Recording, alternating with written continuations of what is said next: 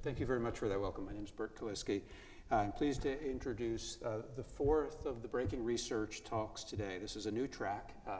You've come here to hear about the application of some very interesting research. And our speaker today is Alexandra Hensinger. She's a fourth-year PhD student at MIT in the Parallel and Distributed Operating Systems and the Computer Systems Security Research Groups, advised by Henry Corrigan Gibbs. And she's interested in computer systems and in security and in cryptography, and much of her recent work has focused on private information retrieval, designing and implementing cryptographic protocols and private search engines. And she also organizes the MIT Security Seminar. And before coming to MIT, she graduated from Stanford with a bachelor's degree in computer science with honors. So it is an honor to have her on stage and to talk about such interesting research, and then it'll be followed by a conversation and questions from the audience. So Alexandra, over to you. Thank you so much. Thank you for the introduction, and thank you all for being here. Yeah, so I'm Alexandra, and I'm going to talk to you today about building private web search. And I just wanted to mention this is joint work with my collaborators. How do I, okay. Is it on now? Yep. Can you hear me? Okay, great.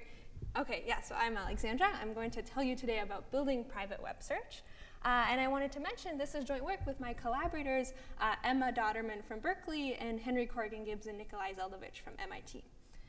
Okay, so every day we browse the web, and when we do so, we make search queries that often reveal sensitive information about us. Right, our search queries reveal things like where we are, what we're doing, and what we care about.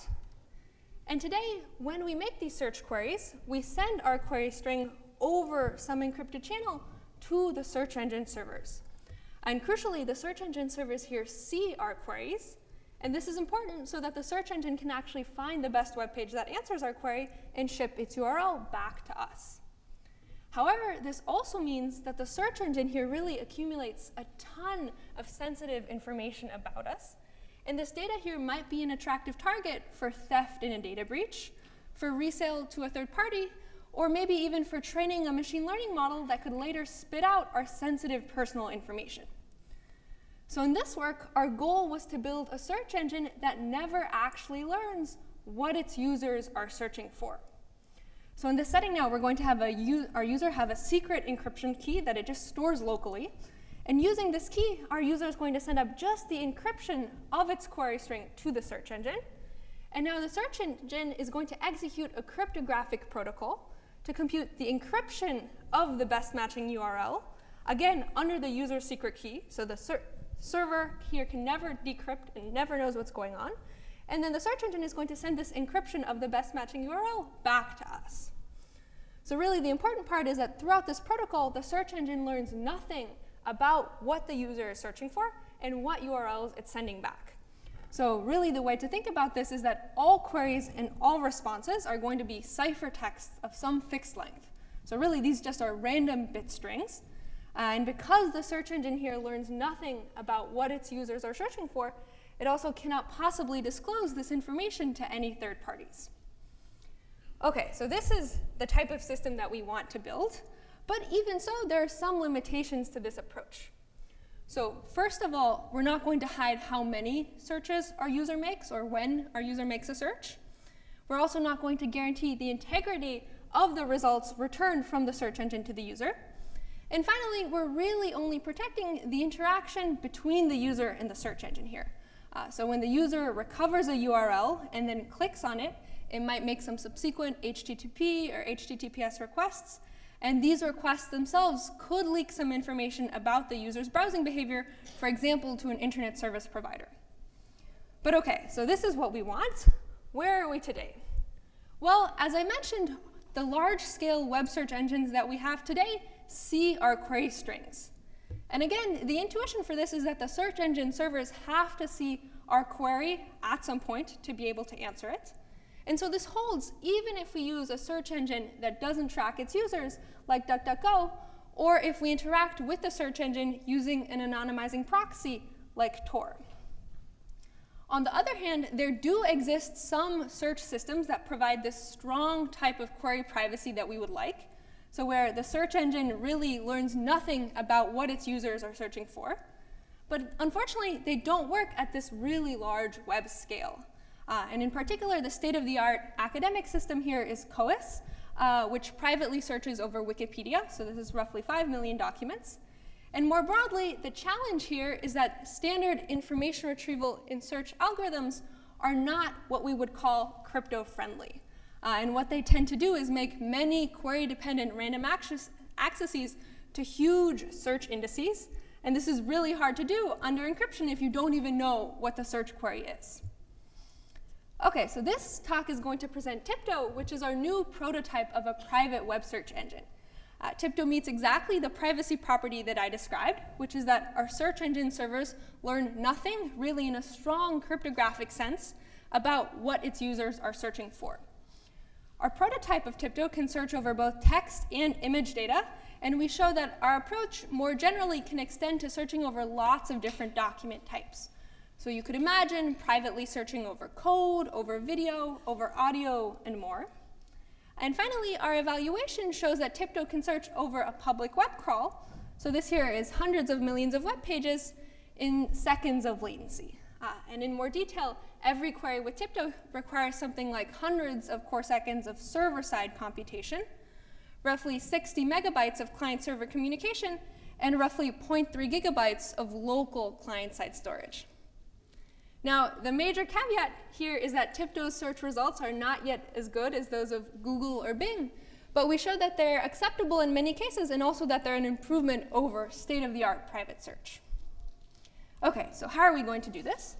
Well, to build TIPTO, we rely on 2 key design steps. The first step is to turn our text search or image search computation into a nearest neighbor search problem. And to do so, we rely on machine learning, and specifically semantic embedding models. And really, I just want to emphasize that this here is actually a standard technique that's also used in many non-private search systems. And so then, in a second step, what we do is we design a new protocol to solve this nearest neighbor search privately and at large scale. And so to do this, we're going to need 2 tools. So first, we make use of clustering techniques to let us perform a coarse version of this nearest neighbor search locally on the client.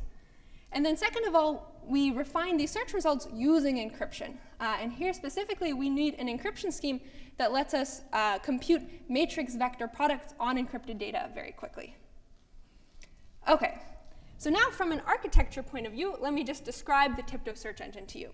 So TIPTO is going to consist of 3 components. So first, we have a set of indexing batch jobs all the way on the left here. And what these batch jobs do is they run ahead of time, and they take as input a corpus, so a set of documents. And they're going to build the data structures that we'll need for private search. And so then, to make a search query, our user is going to interact with 2 services. So first, our user is going to interact with the ranking service. And here, our user is going to send up some encrypted function of its query. And what it's going to get back is the encrypted relevance scores of a number of documents in the corpus. So at this point, our user can go ahead and decrypt these relevance scores and figure out which document is the most relevant to its search query. So here, for example, that would be document 92. And then in a second step, our user is going to interact with the URL service to privately fetch the URLs for the most relevant documents. And really, for the bulk of this talk, I'm going to be focusing on the ranking service, because this is where all of the complexity of document matching and selection comes in. OK, so how should we rank these documents? Well, as I alluded to, we're going to do so using semantic embeddings. So specifically, our TIPTO search engine starts out with some public web crawl, so some list of documents that I'm representing here as images. And what our search engine is going to do is map each document to some point in an embedding space using a semantic embedding model. And really, you can think of these embeddings here as just vectors of, say, dimension 192. And the only property that we need the semantic embedding model here to satisfy is that whenever we have 2 documents that are close in meaning, so for example, these 2 apples here, then they're going to map to points in the embedding space that are close in inner product distance. So concretely, what this means is that the inner product between vectors E1 and E2 here is going to give us a big number.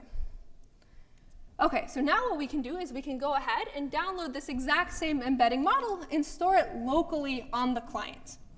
So this is going to require a couple hundreds of megabytes of client-side storage. So this is roughly the size of like an app on our phones. But the upshot is that now, whenever we want to make a search query, so here, for example, the user wants to search for knee problem, we can just take our query string and run it through the embedding model to get some point in the exact same embedding space. And so really now we see that to find the web page that best answers our search query, what we need to do is we need to find the nearest neighbors of this query embedding queue. Okay, so what did we just do? Why is this useful in any way? Well, in some sense, we've turned our complex or ill-defined text search problem into a very clean and well-defined problem. Namely, what we need to do now is this nearest neighbor search with respect to this inner product distance metrics. And really what this gives us is nice modularity, right? We can improve these embeddings independently of our cryptographic protocol. And in fact, these embeddings are constantly improving. And when we do so, this is going to directly translate to improvements in TIBDO's search quality. Another nice property is that there exist many open, publicly available embedding models for lots of different document types. So in this work, we used off-the-shelf embeddings for both text and image data. And more broadly, you could imagine using TIBDO to search over any document types for which good embeddings exist. And really, the point I want to make here is that the embedding is going to have no effect on privacy. We're still going to rely on a cryptographic protocol for that, and really, we're just using the embeddings here to give us expressive search queries. Okay, so that was step one. We've now turned our text search problem into a nearest neighbor search task. And now we need to solve this nearest neighbor search in a way that's both private and that works with these really large web scale data sets. And to do this, we're going to start by pushing some of the work to the client. So specifically, ahead of time, we're going to have our server group its set of documents into clusters by topic, and then publish the list of the centroids of these clusters. So again, ahead of time, our user can now prefetch this list of cluster centroids, and this can be pretty small. So for search over this public web crawl, it's something like 20 megabytes in size. And now what we see is that whenever our user wants to make a search query, it can run its query string through the embedding model to get some point in this embedding space, and then it can just check its local cache of cluster centroids to figure out which cluster is the closest to its query embedding. So here, for example, you can see that cluster 2 is the closest cluster to the user's search query. And so now what we're going to do is devise a protocol to let the user privately search over the contents of cluster 2. So really what this means is our user is going to fetch the inner product scores between its query embedding and all of the document embeddings for documents in cluster 2. But the important part is that for privacy here, we need to hide two pieces of information. Right, we need to hide the query embedding because this leaks a ton of information about what the original query string was. And we also need to hide the identity of the cluster that we're searching. Because again, these clusters are grouped by topic. So maybe cluster 2 here is the medical conditions cluster, and we don't want to reveal to the server that we're looking for a medical condition. And so the way we're going to hide this information is using encryption. And specifically, we need an encryption scheme that satisfies one particular property, namely that's additively homomorphic. And really all this means is that if we have some public, so unencrypted matrix M, and some encrypted vector V, and we take their product, then this is going to give us the encryption of the product of M times V. So really what's going on here is that we can compute these matrix vector products on encrypted data. And it turns out standard encryption schemes satisfy this property. So you might have heard of Elgamal, Payet, or Regev encryption. Okay, so now that we have this encryption scheme, what we can do is we can have our server build a really large search index matrix. So the number of entries in this server's matrix here is going to be the number of documents in our corpus. So for web search, you should think of this as many hundreds of gigabytes or even terabytes in size. And our server is going to set up its matrix so that column I contains all of the embeddings for documents in cluster I. So now at query time, our user knows its query embedding, and it knows which cluster it wants to search. So here we want to search cluster 2. So our user can now go ahead and build the vector that consists of all zeros, except with the query embedding at the index of the cluster it wants to search. So here we want to search cluster 2, so the query embedding is at position 2 in the user's query vector. And our user can go ahead and encrypt this vector and send it up to the server. So now, because this vector is encrypted, the server really is learning nothing about what the user is searching for. It just sees a bunch of completely random bits. But still, our server can compute this matrix vector product between its search index matrix and the user's query vector, and send the answer back to the user. And when we do this, we see that because of the way that we set things up, really what this product on the server here is doing is it's multiplying every entry in cluster 1 by the encryption of 0. Then for every entry in cluster 2, it's multiplying by the encrypted query embedding. And then for everything in cluster 3 onwards, we're again multiplying by the encryption of 0. So really what the user here is getting back is exactly the encrypted inner product scores between the query embedding and all of the document embeddings for documents in cluster 2. So now our user can go ahead and decrypt these scores, find the largest entry, which here is at position 3, and then conclude that the best matching document must be document 3 in cluster 2. OK, so this really is the entirety of TIPTO's private nearest neighbor search protocol. But you might be wondering, what are the costs of this scheme? So in terms of communication, if we have n documents, and if we have embeddings of dimension d, our communication here is going to scale with the square root of n and the square root of d. So this is the square root of the number of documents and the square root of the embedding dimension. And really, the reason for this is because the upload here scales with the width of the server-held matrix, and the download scales with the height of the server-held matrix, and we can roughly balance these two quantities so that both of them are square root n times square root d. OK, and the second metric that we're interested in is the server operating cost. So how much work does the server have to do here to answer a search query? And you can see that what the server needs to do here is compute this big matrix vector product with an encrypted vector to answer every single query. So the way we make this reasonably fast is by using an encryption scheme that actually lets us pre-process the server's matrix to make computing these matrix vector products efficient, namely almost as efficient as computing the same products on unencrypted vectors. And specifically, the encryption scheme that we use is Simple PIR, which is joint work with some of my collaborators at MIT and at Google. And again, to be concrete, the cost of Simple PIR here is going to be that our server needs to perform only 2 64-bit operations for every embedding entry for every document in the corpus. OK, so now we've really discussed every detail in the design of TIPTO down to the choice of the encryption scheme. So I just wanted to zoom out again and put what we just learned into the bigger context. OK, so in TIPTO, we have these indexing batch jobs that run ahead of time. And what these jobs are going to do is exactly take as input a corpus, take as input an embedding model, and then build the embeddings for every document, cluster these embeddings, build our large search index matrix, and then pre-process the cryptographic operations on this matrix. And so then to make a search query, our user is going to use its local embedding model and its local cache of cluster centroids to make a query to the ranking service, exactly as we just saw. And here our user is going to get back the encrypted relevance scores of the documents in the closest cluster. So the last step here is having the user query the URL service to privately fetch the URLs for the best matching documents. And I haven't explained how this works at all, but really it uses many of the same techniques under the hood, except it's simpler because there's no ranking going on. OK, so this is the entire design of TIPTO. And we implemented it and then evaluated the system. So here you can already get a sense of how many physical servers we needed to run each service. And when we implemented TIPTO, the first thing we were interested in is what's the performance of this system. So here we ran TIPTO over a public web crawl, so over roughly 360 million web pages. And we compared TIPTO's performance to COAS, which is the system for private search over Wikipedia, which runs over roughly 5 million pages.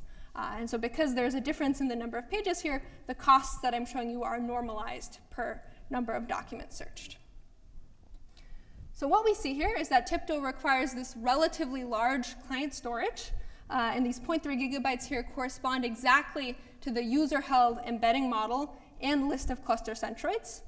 But then, given the storage, TIPTO improves on the overall search costs.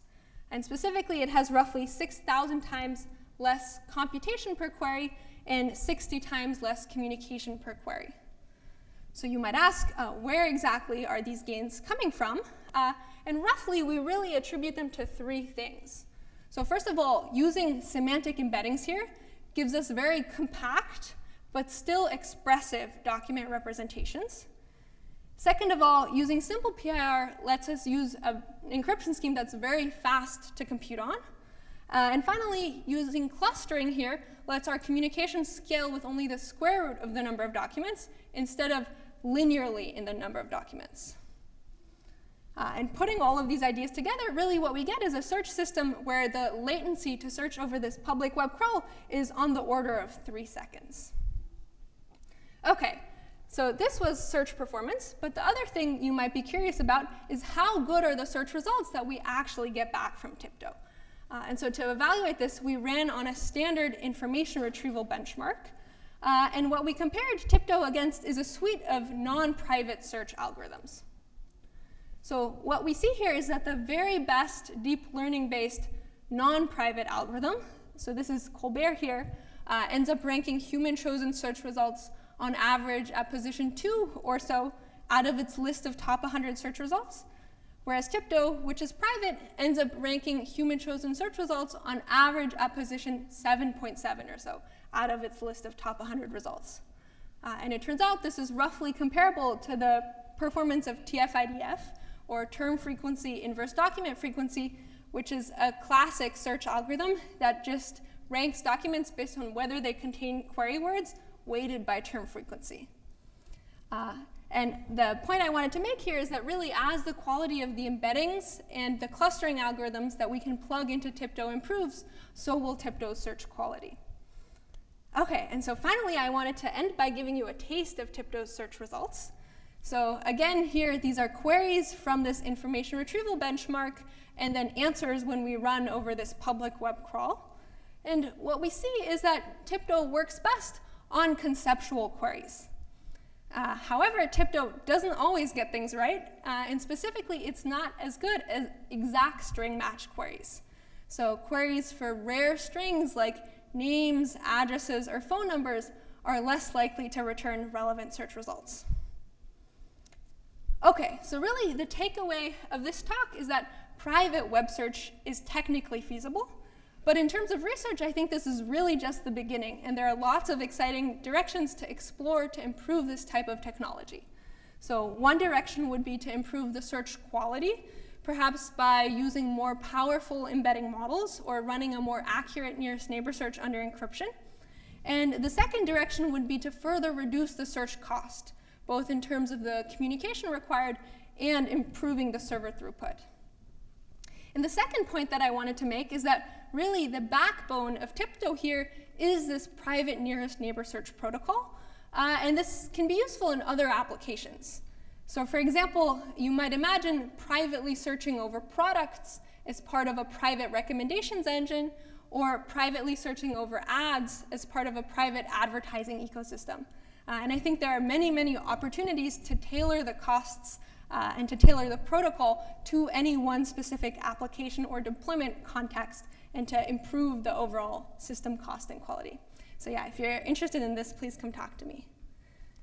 Great, so this talk presented TIPTO, which is a search engine that can search over hundreds of millions of documents in seconds of latency without learning anything about what its users are searching for. You can find our code and our paper online. Thank you all for your attention, and I'm happy to take any questions.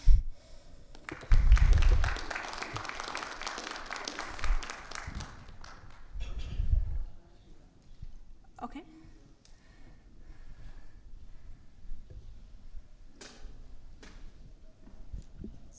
Great talk and really interesting. I have a question. So you said you had like 340 million or whatever documents, right? Mm-hmm. And then you ended up with some amount of client space. At web scale, what does that look like on the client side? Yeah, that's a great question.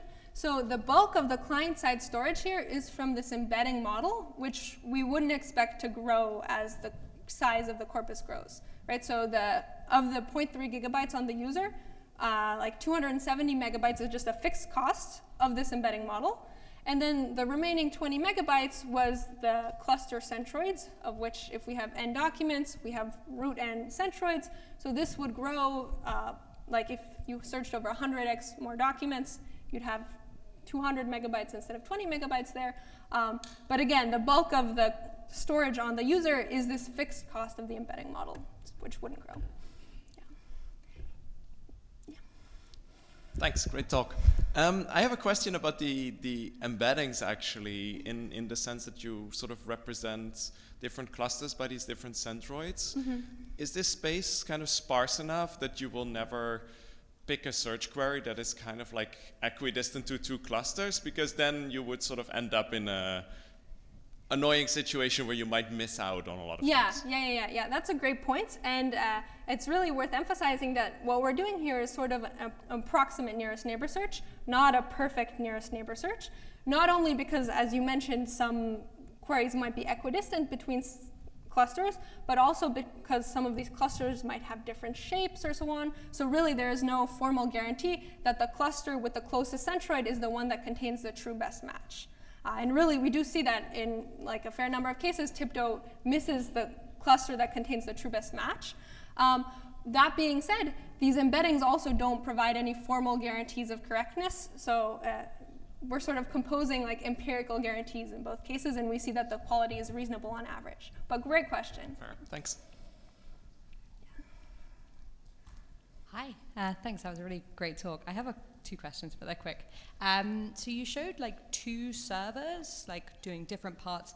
Do you assume that they don't collude? Like, is there any security risk if they do?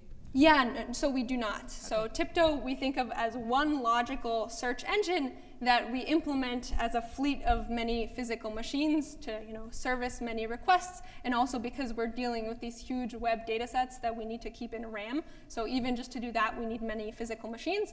But logically, it's one search engine, and so there's no like trust assumptions there. Yeah. And did you look at like a top 5, like querying like top 5 clusters or something? Like, what does that do to the quality? Yeah. That's a great question, and I think there's a huge trade-off. So there's a huge design space here to explore in terms of the trade-offs between search quality and search costs. So exactly as you're saying, querying the top 5 clusters will improve our search quality because it increases the odds that we hit the cluster that contains the true best match. But it also increases our costs by 5x. So I think there's a really interesting design space here to look at. So the short answer is we did not, and I would be curious to see the results. Thanks. Thank you for the talk. I have a small question. There's something that surprises me about what you presented for the clusters, the way the client makes the request once he has the cluster number, is that you don't wait the request of the client, meaning like okay, the client is closer from cluster 2, but he could also be not that far from cluster 1, cluster 3. Did you try like using waits for the request of the client? Did it not work? What happened? Yeah, so here really we stuck to this algorithm where you find the closest cluster and that's the one you look at. Also, these clusters here are relatively large, right? So on n documents, we have root n clusters, each of size roughly root n, so they contain between 10,000 and 100,000 documents. So the odds that one is reasonable are pretty good. But yeah, we didn't look at this. It's totally plausible to improve search quality at operating cost by looking at the top 3 or top 5 or top however many clusters. The one thing that's important is that you have to be consistent and do this on every query. So you can't check 3 clusters when 3 of them are reasonably close and only check 1 cluster when it's clear that there's one true best match, because this type of access pattern leakage could then help fingerprint your query. All right, thank you very much. Good question. Good point. More questions. So it's because you are not trusting the server at all. So it seems there should be also a side channel there, right? Like when you're computing, you should be figure out that should be enough side channel, like which chunk of the memory you're accessing. It should be understandable which cluster you're actually getting to. So the reason why this is not the case is because the only thing the server ever gets is encrypted. So it's a ciphertext. So up to our cryptographic assumptions, the ciphertext looks the same regardless of what the user is searching. And so all of the server's characteristics, like its memory access patterns and its timing and the response it sends back, is again going to look the same again up to these cryptographic assumptions. So really, if the server can't break the encryption scheme, then the server has no idea what the user is searching for, and it has to behave indistinguishably regardless of what the user is doing. Okay. One way to see this is that the server's work, which is this big matrix vector product, actually requires a linear scan over the entire database, right? So this over the entire search index. So really, it's sort of an oblivious algorithm in that sense. I have a few questions as well, so we'll continue the conversation. This is part of the arrangement of this new breaking research track. And I think the audience has already achieved the function that this conversation might, because you've asked such good questions. But we'll ask a few more. So, and so you really got us thinking about these interesting concepts of this private web search.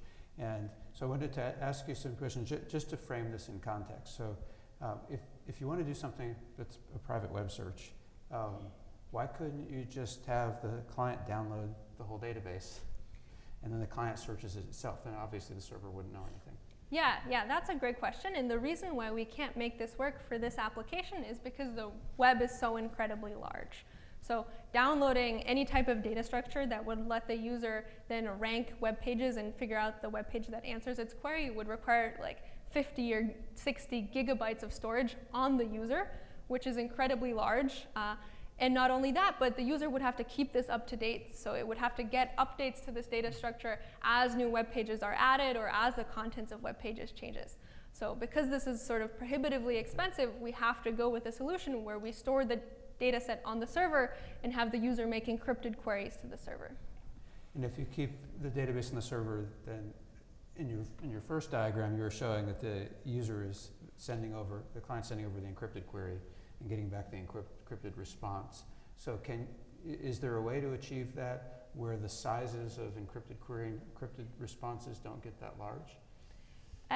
Yeah, so in this work, we really restricted ourselves to using lightweight cryptographic tools. So here we're using encryption that is just additively homomorphic because this is so fast. And so it's reasonable to do like this type of operation for every document in the database.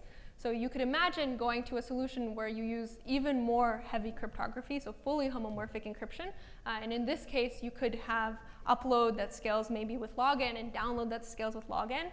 But this is sort of just feasible in theory at the moment. So we don't know how to practically implement a full search algorithm under fully homomorphic encryption because these are tools with very high overhead. Okay, so where you got in the design space was with the square root of n over and back, and then a square root of n client side, and order of n on the server side, but a lightweight.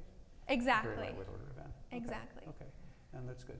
So then thinking about some of the origins of this research, so you had references, I think, going back into the 1950s and the 1970s. You know, a lot of these concepts have been around for a long time. You have the early work, and then in fact, Craig Gentry's work honored today with the Mathematics Award. Looking at homomorphic encryption and lattices, and you've got all these kinds of things that are made possible. How do you, as a researcher with your research team, how do you figure out how to put all these things together in order to solve the problem that you have today? Yeah, that's a great question. I think for us, the starting point was sort of brainstorming what kind of system we wanted to build, and I think private web search was maybe the first thing that came up. Because web search is sort of the ultimate information retrieval problem, and it's incredibly leaky. Like our web search queries reveal tons of information about us and what we're doing, and it's also ubiquitous, right? We're constantly making these searches. So we sort of decided this is what we wanted to build, and so from there started learning about these information retrieval algorithms, how semantic embeddings work, and then designing the cryptographic tools that would let us run these algorithms under encryption at a reasonable cost. So I think really the core of this project is sort of a co-design between the search algorithms and the information retrieval tools, and then the cryptographic tools to make this computation private at reasonable efficiency. Yeah. Privacy is an important theme at this conference. I searched through the catalog. There are at least 50 talks that mention privacy in some way.